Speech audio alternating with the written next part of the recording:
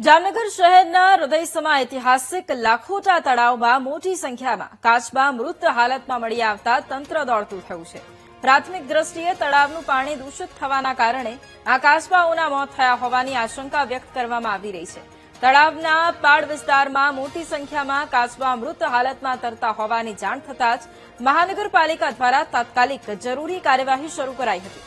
આ ઘટના અંગે તાત્કાલિક ગુજરાત પ્રદૂષણ નિયંત્રણ બોર્ડને પણ જાણ કરવામાં આવી હતી। આ ઘટનાની ગંભીરતાને ધ્યાને રાખી જીપીસીબીના અધિકારીઓ તાત્કાલિક લાખોટા લેક ખાતે દોડી આવ્યા હતા અને તળાવના પાણીના જુદા જુદા સ્થળોએથી સેમ્પલ લીધા હતા।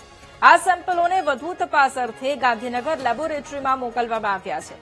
લેબોરેટરી તપાસનો અધિકૃત રિપોર્ટ આવ્યા બાદ જ પાણીમાં પ્રદૂષણનું ચોક્કસ કારણ અને કાચબાના મોત પાછળનું સાચું કારણ જાણી શકાશે। ગુજરાત પ્રદૂષણ નિયંત્રણ બોર્ડ દ્વારા આજરોજ સ્થળ ઉપર જઈ અને લાખોટા લેકમાં જે સ્થળે એટલે કે ત્યાં કોર્પોરેશનના અધિકારીઓને પૂછતા 2 દિવસમાં 11 કાચબાઓના મૃત થયેલા તે સ્થળેથી ગુજરાત પ્રદૂષણ નિયંત્રણ બોર્ડ દ્વારા પાણીના નમૂના લેવામાં આવેલ છે।